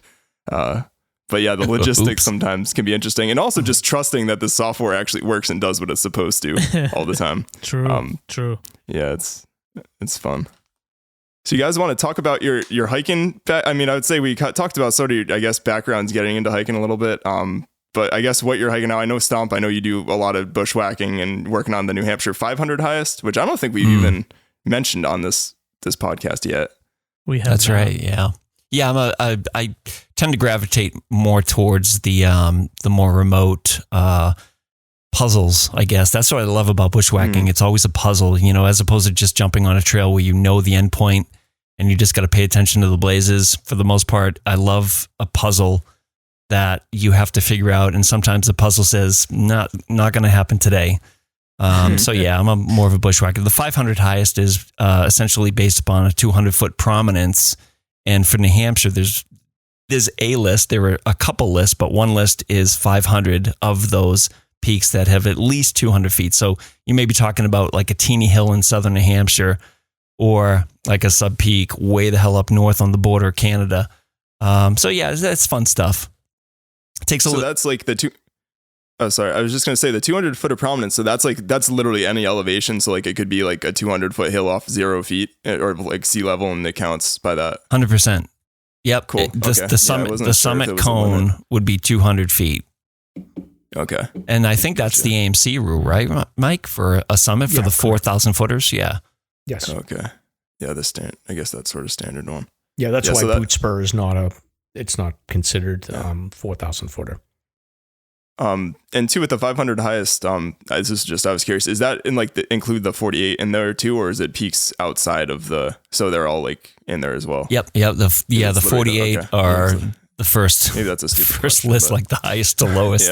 I have a list on CalTopo, which I could give you guys if you want it. That's somebody made of all the 500, and you open it up and it's like red dots for each one of them. And I think Dave uses them as well.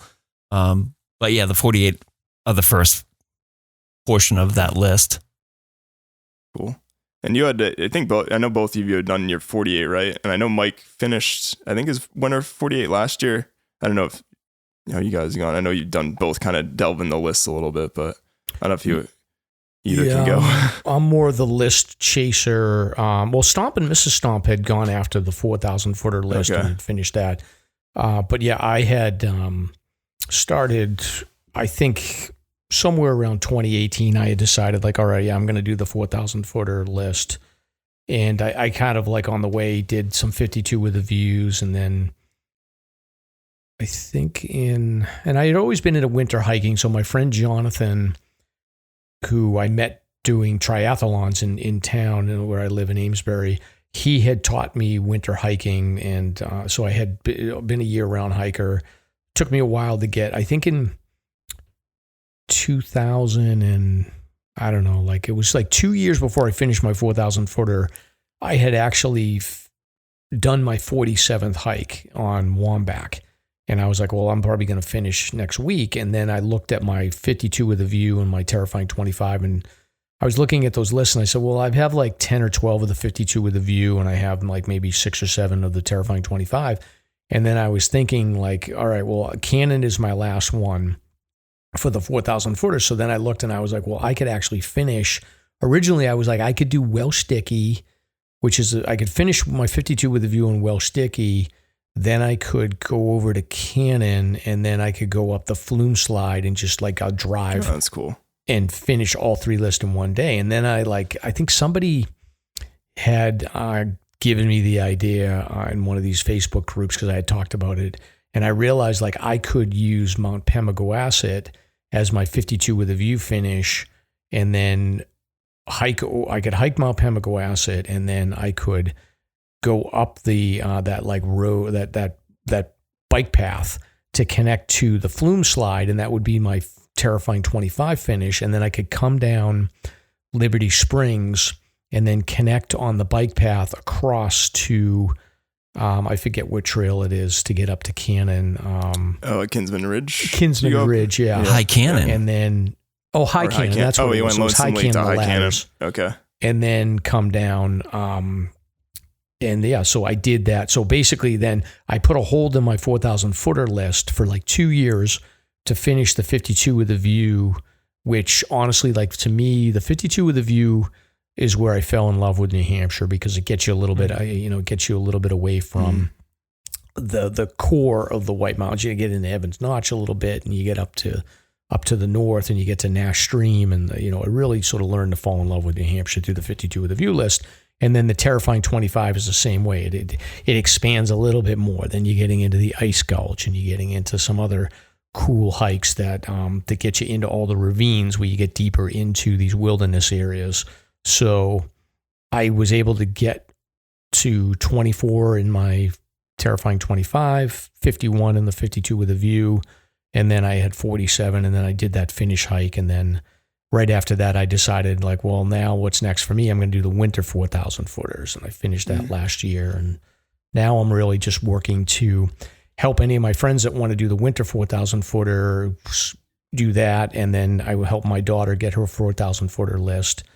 And in between that, I just look to do fun stuff. And I like to spend a lot of time in Evans Notch, because that's close to where my father-in-law lives in Maine. And then I also like a lot of stuff in Western Maine, like Pleasant Mountain, Burnt Meadow, Cutler Mountain. Those areas in Western Maine are really cool. And then, I get Chicora and Moat Mountain. Anything close to my father-in-law, I usually get over to.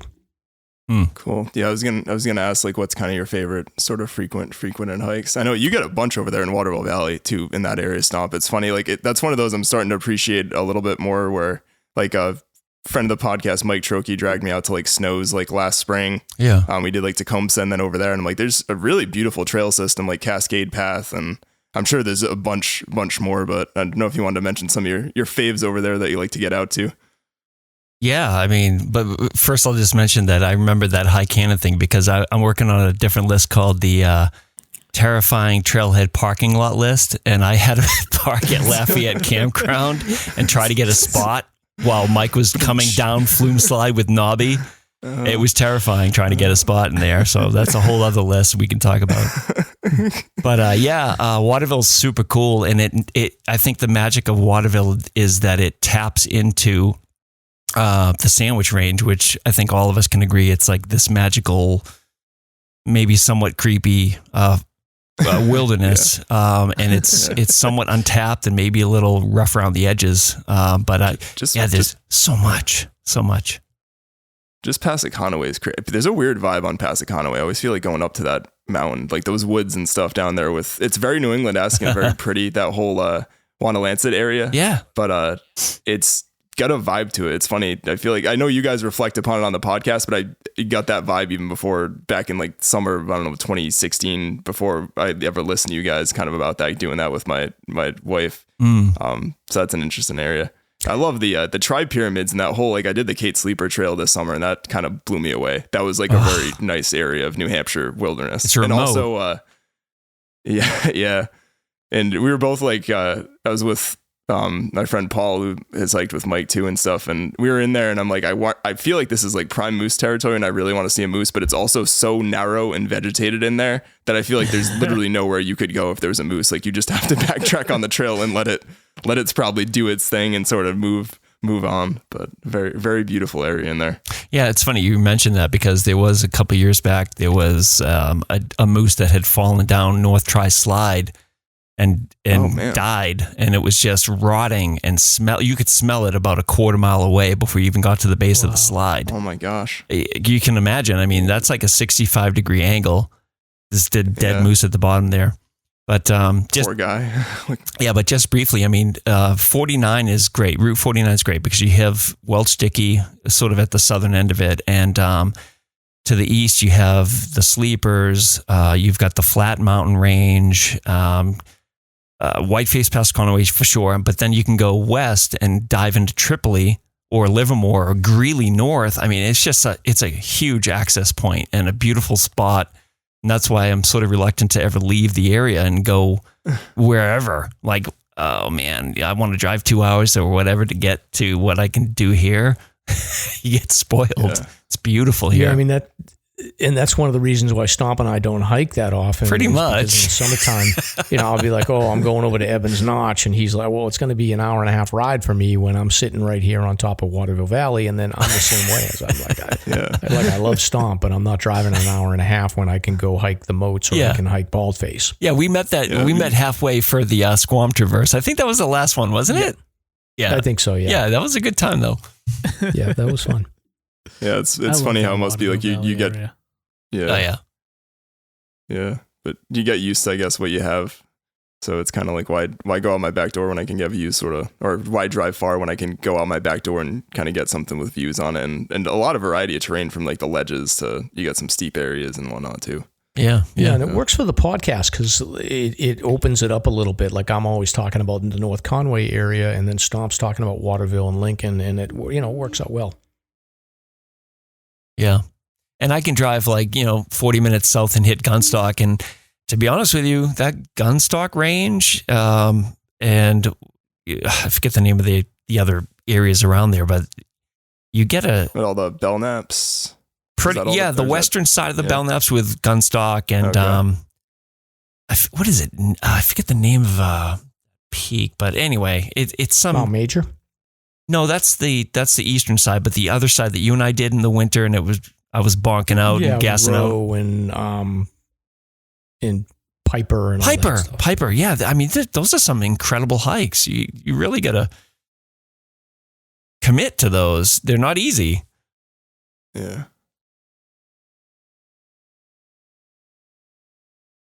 Dead air. It's fine. I was going to say, I feel like Josh was going to say something earlier. That's why I was waiting to see if he was going to say it. Nope. I just said I love Waterville Valley. I go there every New Year's. We go to Waterville Valley. We're going again this year. So Josh, I have a question for you. So you're hanging around with all these hikers, and I know you get out a little bit, and I saw you got up to, I think it was like Middle Sugarloaf or something like that. Like, what do we got to do to get the bug to bite you where you become obsessed and you're like, I'm going to do the 4,000 footer list? Oh, that's a good question. Grab my popcorn. I don't know.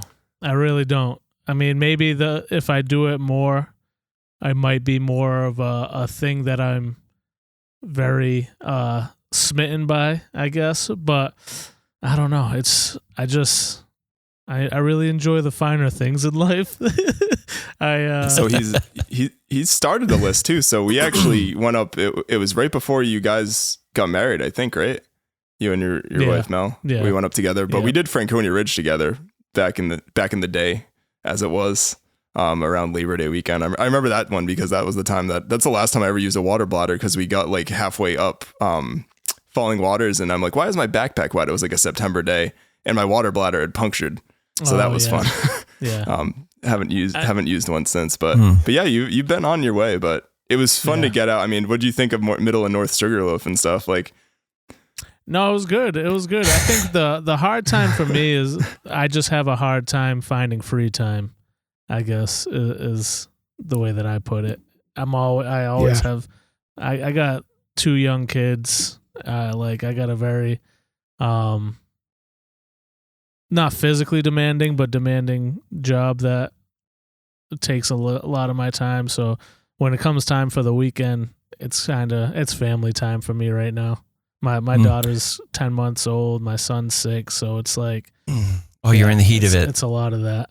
Yeah, exactly. You're in prime time. Exactly. And honestly, like if it was, I mean, I would have been in the same situation if it wasn't for, Nana and Papa having the place up in Maine. And, even then I was like, all right, I'm leaving at 3 a.m. and I'll be back at like 11 a.m. so that I can help with the kids. So it was right. But yeah, it is tough when you're the kids are that age. But we'll hold space for you. Do you know? You guys heard that saying? We're holding space. That's apparently like a big thing right now. So we're gonna hold space for you in the mountains, Josh, and you'll get there eventually. Because the kids are gonna get older, and they're gonna be like, I don't want to hang out with Dad. He's a loser. He doesn't know what he's talking about. And you'll come to the mountains with us. You know what worked for me? Yeah, that's it. Was like marital tension. That's what worked for me. When my marriages were going south, I was out there cranking it. It's like, well, that's another thing. That's another system. That's a little costly, but that's an expensive way to get free time. But you could try that. Plenty of trail time though. Yeah, it's great. I guess.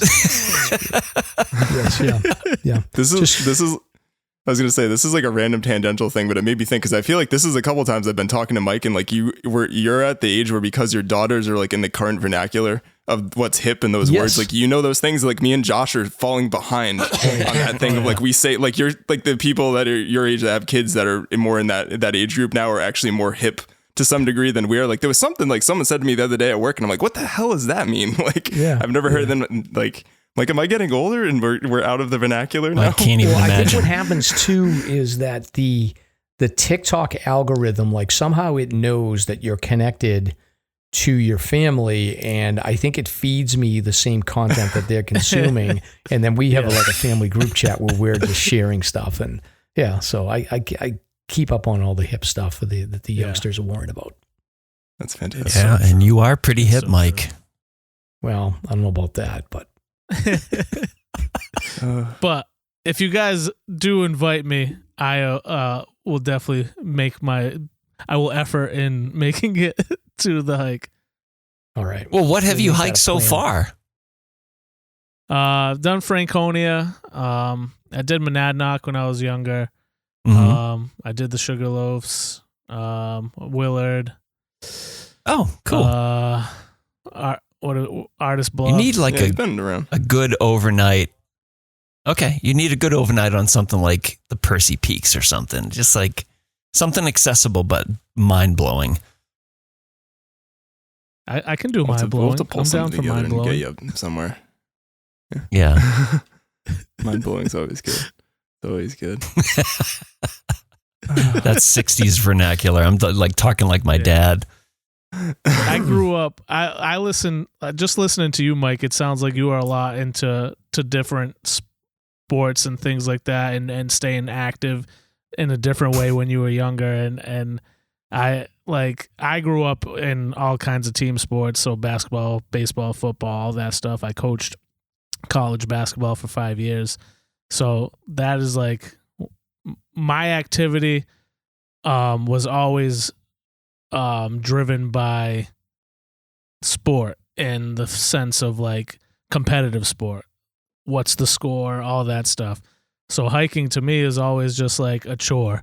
It was always just like, I have to just do this walk so I can get to the top and go back down. Like, so it's a lot of changing the mindset of like what it means to be active and to be chasing a goal in a different way.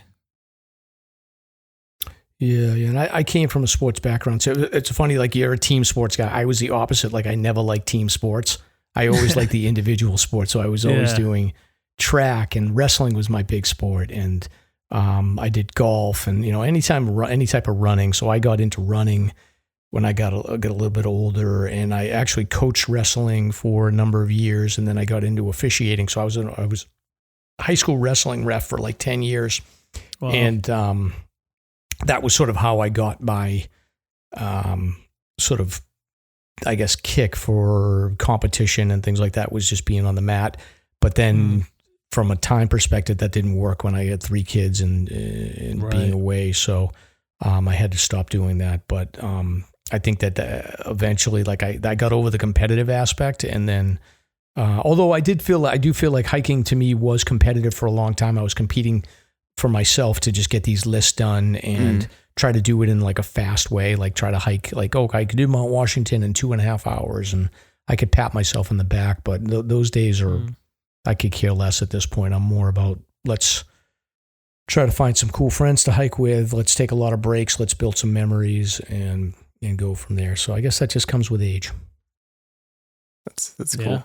So I Cool. think it's interesting. So a lot of times you guys ask guests on your podcast, like what's sort of the hairiest situation maybe you've gotten yourself into hiking. I was going to ask you guys, like what's sort of maybe the craziest situations like you've experienced sort of in your hiking careers, and maybe a time that like you weren't making, like, I don't think I've even talked about on this podcast before, but I hiked Ash with Adams our first time, like in the fog in like October and freezing rain. And that's a time I look back on in our hiking career that I'm like, we shouldn't have gone up there. Like we made it out fine. We had layers, but we were in over our heads for sure. We hadn't hiked in the Northern Prezzies before and visibility was bad. But that was one mistake that I made sort of early on. So I don't know if you guys had any stories from your hiking careers. You want me to go, Stomp? All right. So Sure. I've told the story about like the overnight on Mount Carrageen, where one of my friends got hypothermic, and we had to bring him back from severe hypothermia with hot liquid. So you can listen to other episodes, and you just do a search in the Slasher podcast for that story. Just do hypothermia, and you'll find it. But I would say honestly, like one of the most now looking back at it with a little bit more of a sober view, I would say one of the sketchiest things I did that I actually can't believe I did is I used to take the kids hiking on my own. So I had my 3 kids, and then I had my niece and nephew. So there's 5 of them. And every once in a while I would take the kids hiking and give my wife and my sister-in-law and my mother-in-law like a free afternoon. So I think they would go to like Settlers Green in North Conway. And then I would take the kids hiking. And a lot of times it was like Echo Lake, or I would drive them up to Cathedral Ledge, or I would take them to the river in Bartlett or whatever. But one day I decided I was going to take them to Cave Mountain. I had taken the kids up to Cave Mountain previously, and it was fine. I had my wife with me. And so I decided I had to pack the 5 kids in the car. We drove to Bartlett. If you get to Cave Mountain, it's basically the Mount Langdon Trail.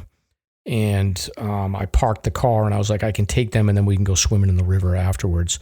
And my niece is disabled, so she's got like a mild form of cerebral palsy, so the left side of her body doesn't really function that well.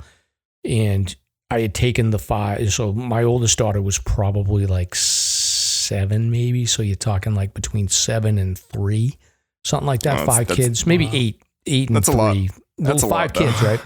Yeah. So I'd taken them up there, and I don't know if you've been to Cave Mountain or not. It's a pretty short hike. Not a big deal. I don't think I checked it out because Mount Langdon's on the way to Parker, right? You go up that way. Yeah. So you basically, at the very beginning of the trailhead, you take a left, and it takes you up to Cave Mountain. Okay. Then I think you can reconnect with the Langdon Trail somehow, but I've never done that. But anyway, I took them up, and it's super steep. There's like a worn out slide to get up, and I went up, and I helped my daughter up, and I helped my nephew up, and then my niece and then my youngest daughter were having a hard time, and I like basically kind of had to drag them up, and it was like super dangerous because if they had fallen, they could have gotten really badly hurt. And I'd say that's probably like, it was okay. My niece got a little scratched up, I think, and she was upset. She was crying. I made all the mistakes the parents shouldn't make. Is like you need to keep it fun. And I didn't keep it fun. I was like, let's get up there no matter what. And I could have hurt them. And it was a lesson learned for me. And luckily it turned out okay. But that was a bit sketchy for me. How about you? Don't do that. You ruin your kids' fun time hiking by dragging them up to something that they're not supposed to be on. Well, how about for you personally, though, Mike? Like, have you been in a situation where you're like, oh, damn, I'm in trouble? I'd say the only other time is when I did my first winter. I don't even know if it was right after Christmas. So yeah, it was a winter hike. I did Lafayette, and I did the classic mistake. There was no visibility, and I continued on to the far left of Lafayette. I didn't know the area at all. It was my first time being up there, and I started heading down towards like Garfield, and I realized my mistake, and I turned right, but that could have been ugly. Yeah, it seems like a lot of people have done that. Yep. Interesting. At least. Well, I mean, you Stomp. I've got a couple. I mean, what have you got? It's funny. Glenn Boulder keeps on poking up here. So Glenn Boulder, just to bring it back, that seems to be your start, Mike, maybe, for your hiking. August 2nd, 2015 is when Mrs. Stomp got the bite bug for hiking. And 2 years later, she finished her entire 48. That was the start of that. But another interesting trip that I took with my family, I went up with my stepdad, Grandpa Stomp, and my 3 oldest daughters, and we went up Glen Boulder across, this is August, like 90-degree day, over to Lake of the Clouds. Had a great night at the hut, but overnight, unbeknownst to us, a storm rolled in, and it was just torrential monsoon rain. So we had to hike up from the hut to the summit. We decided not to go back across the garden for safety reasons. Up to the summit, thank God we got a ride back down. But that was the moment with the kids that was like, oh man, that was a bad call. What the hell? For me personally, 2 things. The Lowell Chute. Oh yes, the Lowell Chute was. See, this goes back to I think it was like, I don't know, 2016 or so. In the heat of the social media hiking thing with obnoxious hikers and then the hooligans, there was this, I fell for the whole adrenaline thing, like this, like, oh, I got to do something crazy in post. You know what I mean? No doubt about it. So I was doing some crazy stuff. So I got the idea of doing the Lowell Chute, which is across from Carrigain on the eastern side of Carrigain Signal Ridge. And it's just this like 1,000-foot tall gully. So we did that, and it was essentially a solo climb because you can't use actual climbing gear because it's so brittle. Okay. That was pretty sketchy. There are some videos out there. If anybody's interested, there's only like 2 or 3 videos out there. There's this one video from the 70s of this father and a son doing it, which is pretty hairy. But I went in with 2 other guys and we did that. That was probably the gnarliest, most dangerous thing I've done. Beyond that, I think that the third thing would be coming across the Cannon Cliffs Talus Field. I had the idea of doing like this across the Talus Field and then up and over in early spring. And I went across the Talus Field, started bushwhacking up Cannon Cliffs from the southern side, Lafayette Campground. Got up to the top where the overlook is, where you can come up Kinsman Ridge Trail and see that view of Franconia Ridge, and continued down looking for the old man. And I was maybe a quarter mile into that, and I look into my pack, and I had failed to pack my winter pants. So at that point, I was approaching the old man, and I was starting to cramp up, and I didn't have my winter pants, and I was absolutely terrified. It was absolutely terrifying. That was probably the one episode that I always go back to thinking like, man, I could have been in big trouble. So did you just force yourself to sort of keep moving and warm up? Well, kind of deal, or? Yeah. So I turned back to try to find that overlook, and after a good hour of just trudging through deep snow to get back to Kinsman Ridge Trail, I hit the trail, and the hike down was just like, thank God. That was probably the closest thing. There's nothing scarier than when your muscles start cramping up due to cold and dehydration or whatever else. Oh, yeah. Oh, yeah, that sounds pretty hairy. I was going to ask too on the Mount Washington story, like how old were your daughters, like that age group, bringing them up? Oh, Lucy on that trip, Lucy was the youngest, and she was like 5. So she spent, she made it up to the Alpine Garden, more or less with me carrying her. The 2 older girls had a great time. But I mean, it was just like August. I mean, the bugs were out, the heat, it was crazy. But the one thing I will say about that trip, the most poignant memory, was waking up to the sound of some AMC hut crew member playing the violin to wake us up in the morning. Like the girls will never forget that. Even as difficult as that trip was, they'll never forget that moment. And nor will I. Yeah, that's neat. Yeah, I feel I need to do a hut stay. I've heard people talk very highly of them. I've yet to sort of do one, but it seems like Lakes of the Clouds is definitely a to-do thing. That's a cool one. Yeah, I've been thinking about doing like the winter hut thing too. Is such a great experience. Is it just like Zealand? I combined the words of Zealand and Carter in one, trying to be efficient. But is it like Zealand Hut, Carter, and Lakes of the Clap? Not Lakes. Lakes is closed. No, Lakes is open. Yeah, but Lonesome Lake is okay. Lonesome Lake And Zealand. Yeah. Correct. Is open. Yeah, that's right. Yep. I don't know if they kept Lonesome open in the winter too. I was curious about that. Another side point on that too, car camping. If you want to camp in the winter, you can go to Lafayette Campground. I believe they do have winter sites open. There's a caretaker there. And then I think it's Hancock Campground. You can camp year round too. So I feel like I always see people or hear about people staying there through the year. But yeah, it's good options. Cool.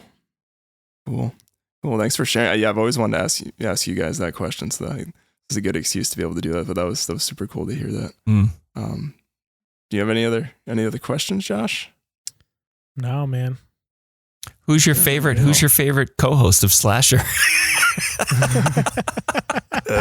Mike always drops that bomb at shows. It's funny. Come on, you go. Just blink twice if it's me. I feel like me and Mike are pretty similar, and you and Nick are pretty similar, so it's kind of funny. That's true. That is true. There's definitely parallels there. Well, we want to thanks again, guys, for coming on. This was a blast. Yeah, thank you. Yeah, I appreciate it, you guys. I do listen. I listen when I run in the morning. Sometimes on the podcast, I'll turn it on, and I appreciate getting to know both of you, and it's been great watching you guys develop, and it's a great show, and again, appreciate you guys having us on. We're honored. Yeah, for sure. Thanks. Same here. Yeah, thank you great. guys Thanks. so much.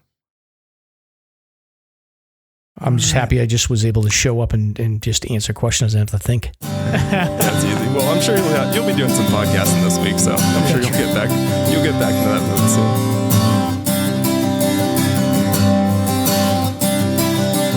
All right, man. So tonight's descent is brought to you by Adventuristic Clothing. Adventuristic Clothing is a clothing company by our good friend Lori of the Himalayas episode from a bit back now.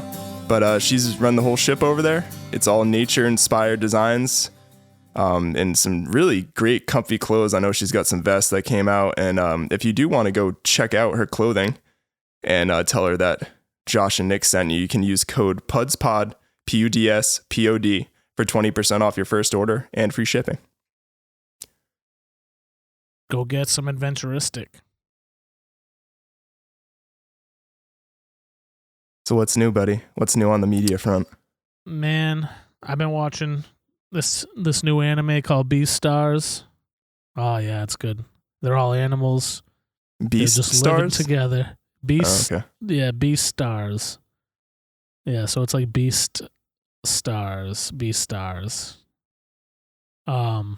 But yeah, it's like a bunch of animals. They're living together, like herbivores, carnivores, and they're just kind of living in harmony. But they're like people.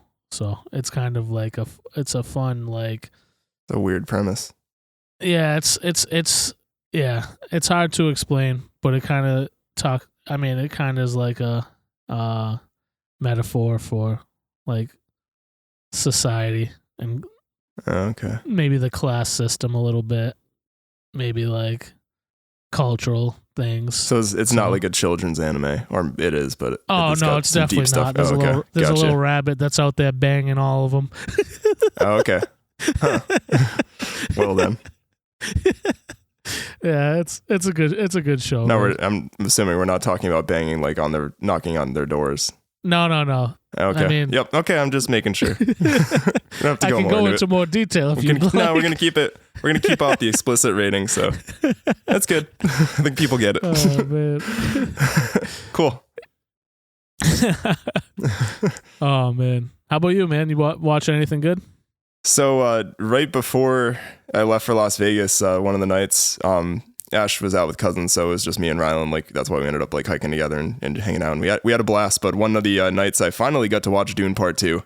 So Nice. as someone who's a big fan of the books, was super happy with kind of the cinematic universe they created with that. There was a couple things that they did that were plot-wise were completely different than the book. There was I don't want to spoil it too much in case people don't know the books at all, But there's one decision in particular of how they portrayed Paul's, I guess, partner in the movie, Cheney. But I'm curious how they're going to save it, because I know that they greenlit basically Dune Messiah, which is the next book in the in sort of the whole series. And there's part of the decisions they made that I'm curious how they're going to adjust it to the future story. But that being said, some of the differences aside from the book and some of the past versions of the film, I thought they did a great job with creating that whole universe and the size, scale, scope of it. Christopher Walken as the Emperor was pretty sick. How? I enjoy. Yeah, exactly. I just kept hearing you doing Christopher Walken impressions. You're talking to my in my guy head. all wrong. Yeah, exactly. Like, is this him? But yeah, it was good. I very much enjoyed it. I think the length was pretty good. It really moved very quickly compared to the first film. It almost felt like I feel like maybe they'll do extended versions of it, like they did with the Lord of the Rings. I kind of hope they do that, like a director's cut, because I feel like you could make probably the first and second movie like easily like an hour longer, especially the second one. But it was good. I thought, again, it's filmed really well. I thought the music and everything was super cool. The way they portrayed everything is I think the best representation of any version of that film that has been produced yet. So kudos to them. I enjoyed it and looking forward to the next film. Nice. Yeah, it's a good movie, man. I'm just waiting for Chalamet to like take over all cinema, because he's got like that Tom Holland like feel to him, where he's just like going to become very, very, very popular very quickly.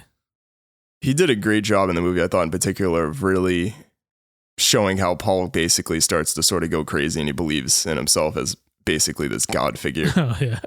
So, and I mean, he is, to be fair, like that's kind of the point of the story, but it's kind of funny how do you see him sort of slowly like lose his mind, and he's trying to avoid sort of like all these outcomes that he can see in the future, but he eventually just gets sucked into it, which is like, it brings up that whole thing that I think is interesting of like, if you know the future, can you actually change it, or is it like that part of your future is part of you knowing the future, so you're kind of just sealed with, like, it's basically useless that you can see your own fate. I always find that stuff interesting. It's that loop. Yeah. He's Timothy Right, Chalamet, I think, is playing Bob Dylan in that new Bob Dylan movie. Yeah, he is. That's pretty cool. He is. Yeah, I think the guy, I can't think of his name either, but the guy that's in can't think of the name of the show either, the one that was about all the cooking and stuff, but that dude's going to be, I believe, play Bruce Springsteen in a upcoming biopic. The Bear. Yeah, The Bear. There you go. I'm like, we need one of those references so people are like, what are we actually, the guy in what? Yeah, the main actor in The Bear, I believe, is going to be cast as Bruce Springsteen in kind of an upcoming biopic. So that's interesting. I can see him as that, I feel like. Yeah. I could actually probably see him as Bob Dylan. Yeah. With the scraggly like hair, dude. Yeah, I could see that too. You ready to get into a hypothetical or what? Yeah, buddy. Let's do it.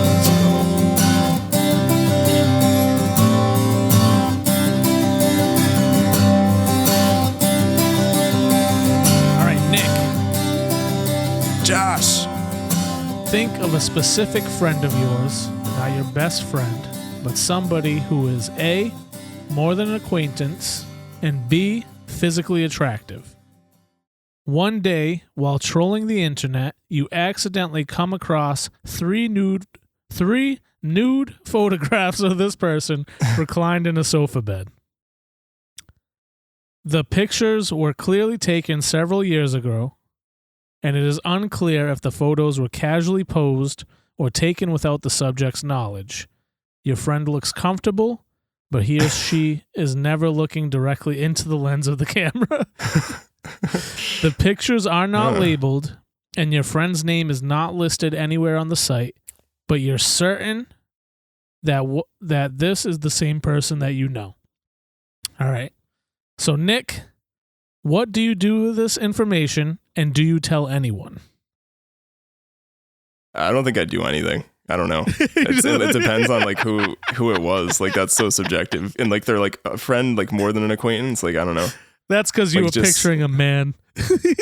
Yeah. I mean, regardless. Yeah, I don't know. It's also like it's so weird how it's like they're not actually looking into the lens. Like also, how do you can tell like if someone's posing for a photo or not? Like I don't think like Like, are they at weird angles? Are they like level shots? Yeah, like, I don't know. It's casual. They look comfortable, but they're never looking directly into the Also, lens how of do the you camera. stumble upon like naked photos of someone on the internet that you just happen upon them? Yeah.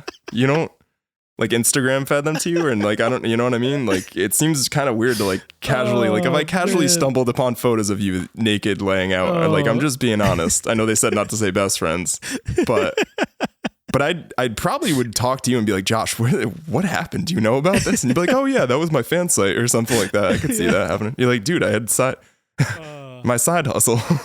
I'm like, with does you, Mel dude. know about this? She's like, she does. She's okay with it. I don't know how you randomly stumble upon that. Like, I think you have to get real specific, like, Yeah. to find somebody just casually like hanging on a sofa bed, like naked. Like, that's a very Not a casual specific thing that search. happens and ends up on the internet. Very that's like specific search. Rose getting drawn on the Titanic in the movie. Like, she didn't casually like sprawl out on like that daybed Right. or whatever. Right. And you just happen to draw her. Like, Yeah. you know, someone was So there taking I photos. think, like, I think you gotta approach the friend and be like, hey, at least let them know, like, hey, like, did you know that these pictures of you are on the internet? And then let them kind of like take it from there. Because at least you did the due diligence of like, all right, yeah, I let them know so they can get that down if they want. You know what I mean? Yep. Yeah. Alrighty. On that That's a note. good one. Yeah, that's a good one. All right, man. Stickers, like, Yep, review, stickers. subscribe. Find us anywhere on social media at YouTube. Puds Podcast. Yeah, YouTube, Puds _ podcast. And yeah, until next time, bippity boppity, give me the zoppity. Bye. Puds Podcast was produced and recorded in Black Hat Studios by the Pud Boys. Find us on Apple, Spotify, or wherever you get your podcasts. If you enjoyed, please consider leaving us a review and subscribing. Find us on social media, and we'll see you next time.